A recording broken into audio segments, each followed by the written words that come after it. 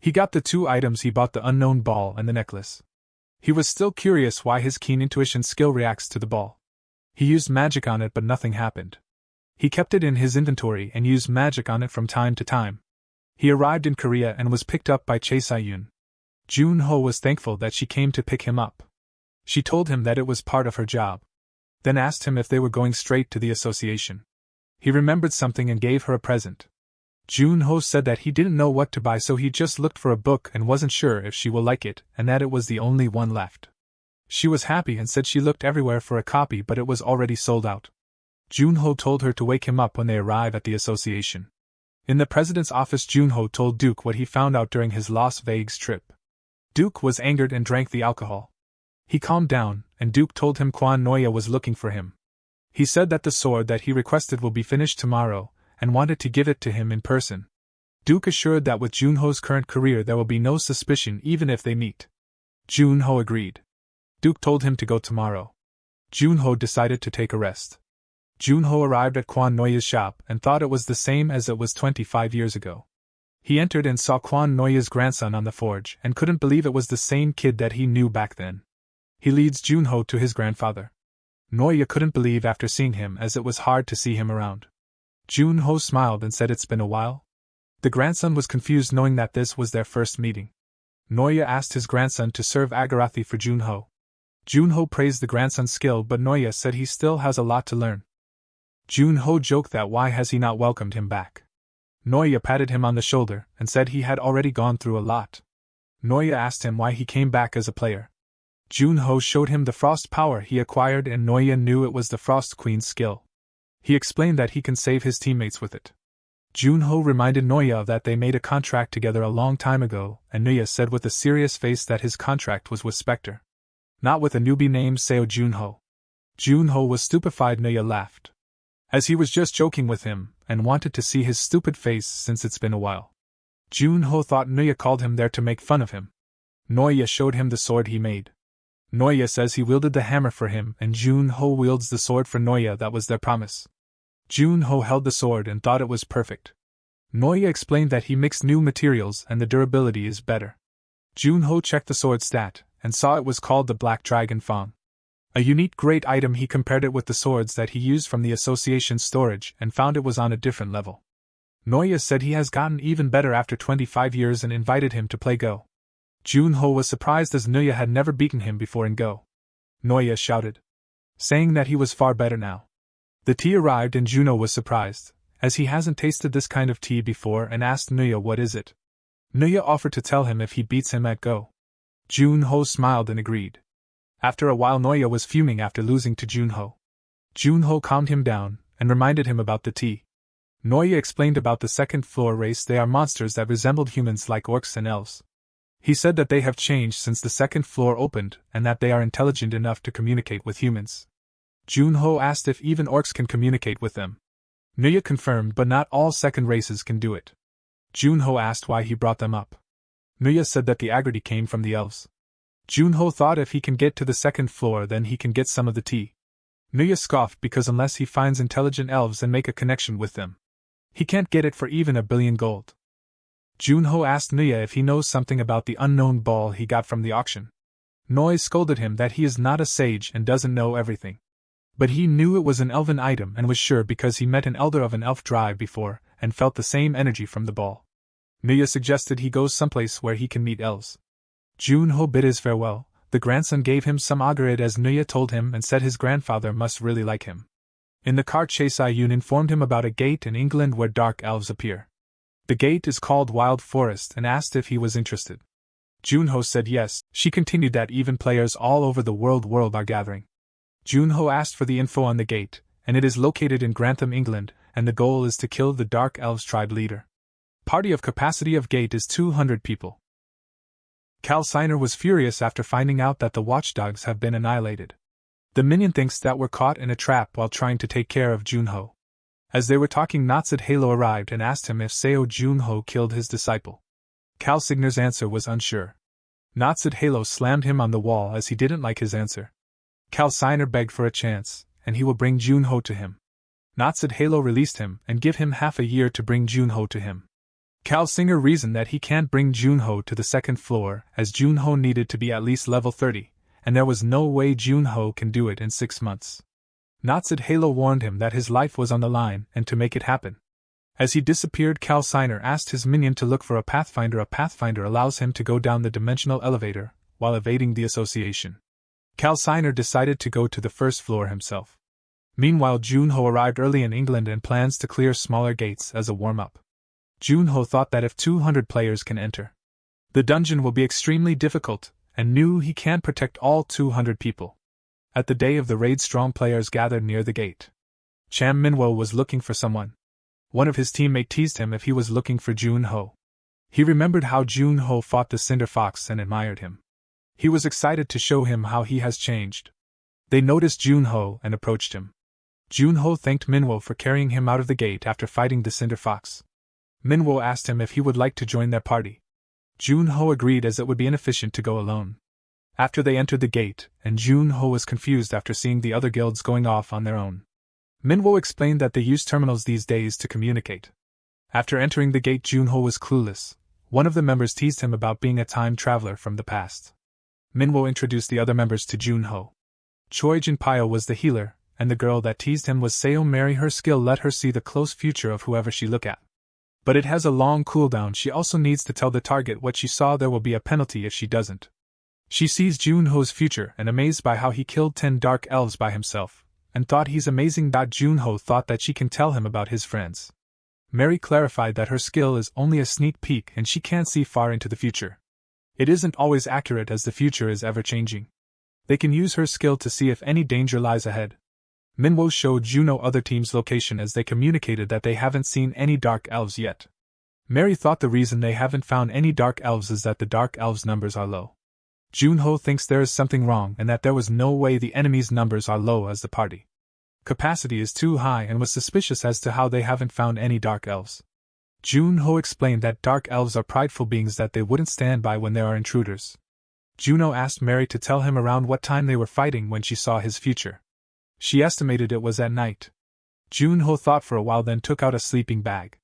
He said the dark elves will probably make a surprise attack at night. Mary said she would notify the other guilds.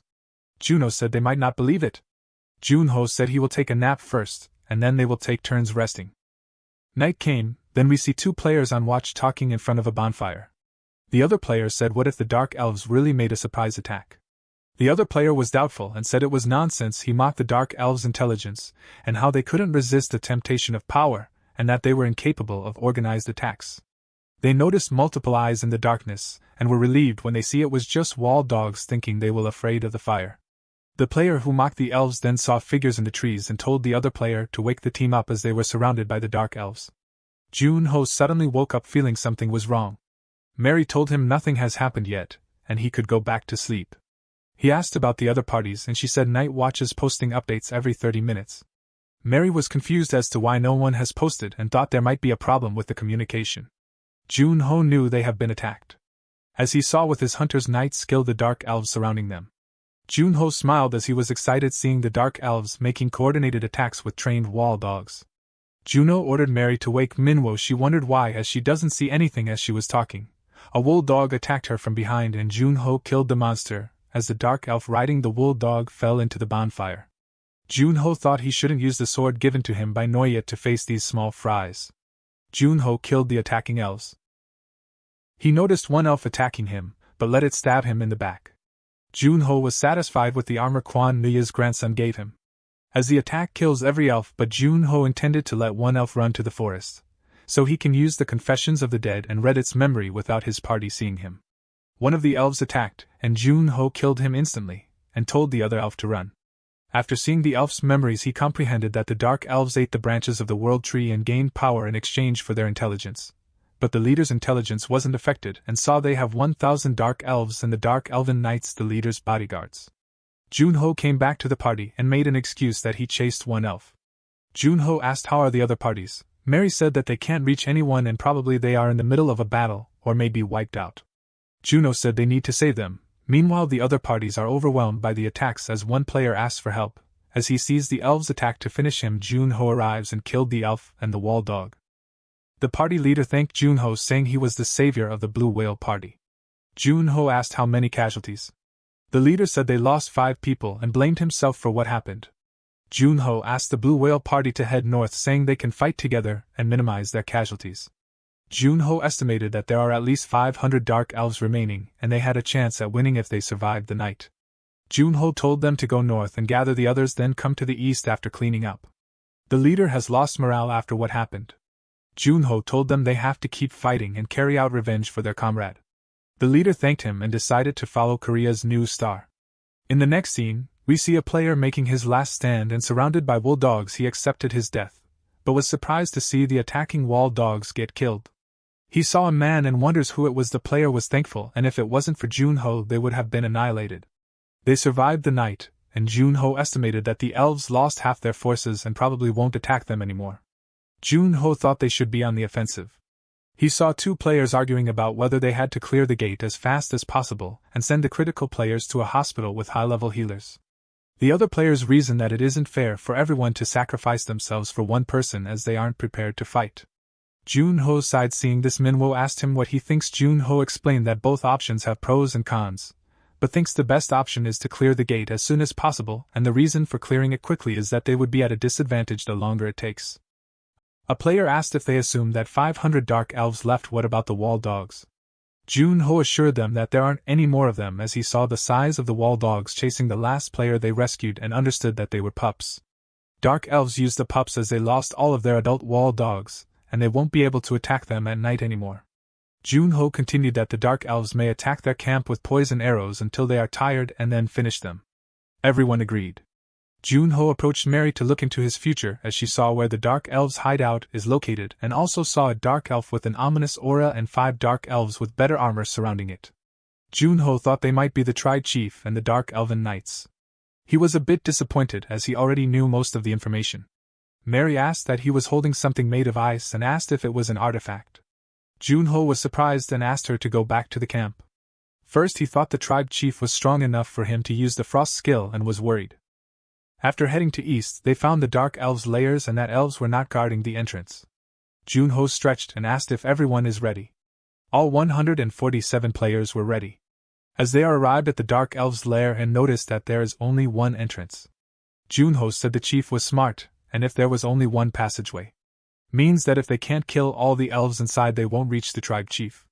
They went inside and found the dark elves gathering in a large chamber, and saw the tribe chief sitting on the throne. Everyone was nervous. Junho raised morale by saying the chief might give some elixirs that can save someone on death's door, and the distribution will be based on contribution.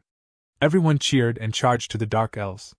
As Junho swept the enemy, the other players were astonished, and had a hard time following him.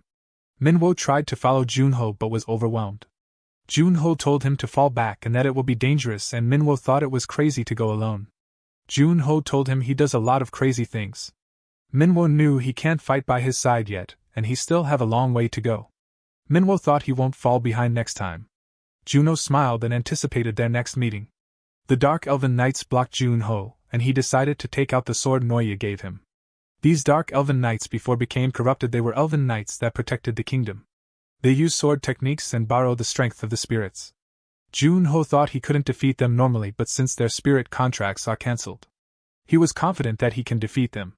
One of the knights attacked, and Junho dodged while analyzing his enemy. Junho smiled as he was excited about the coming fights.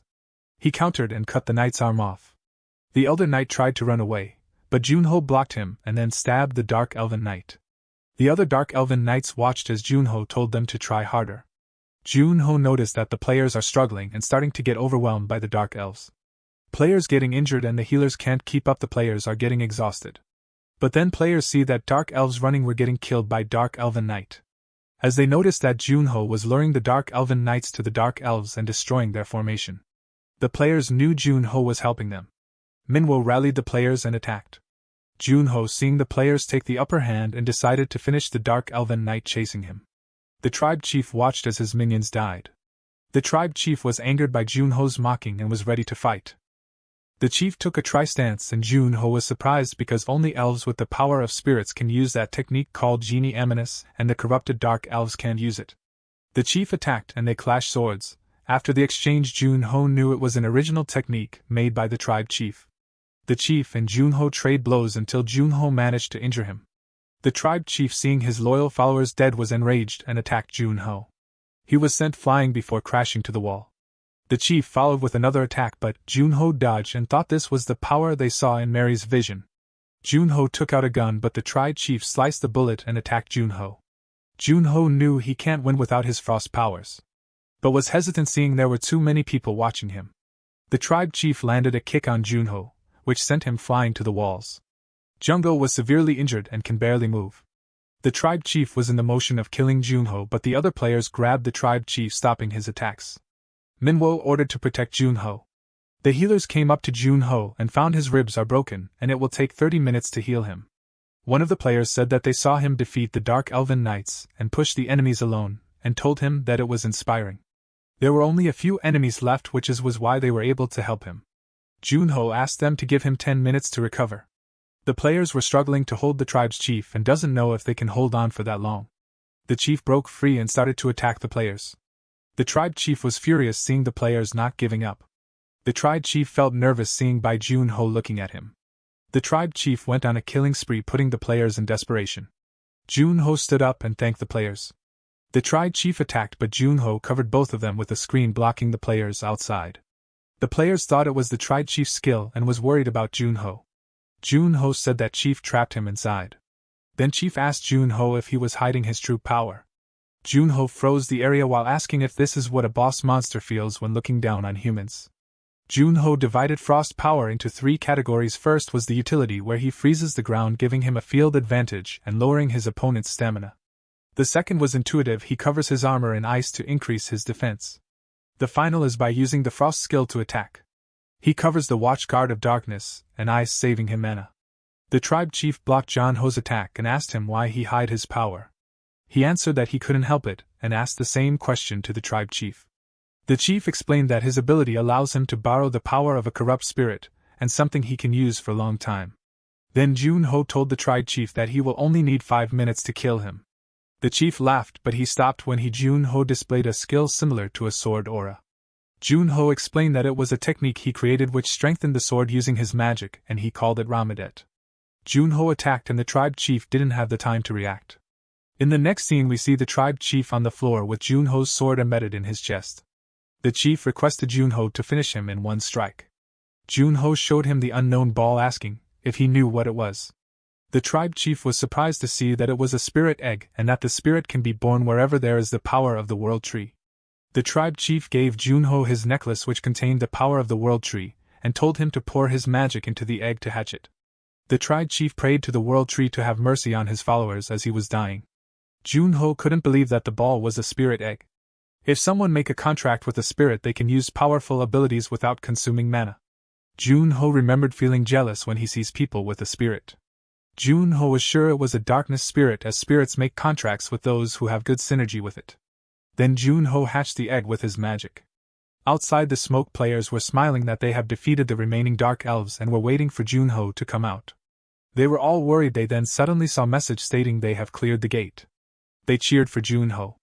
The smoke boundary disappeared and they saw Junho walking out.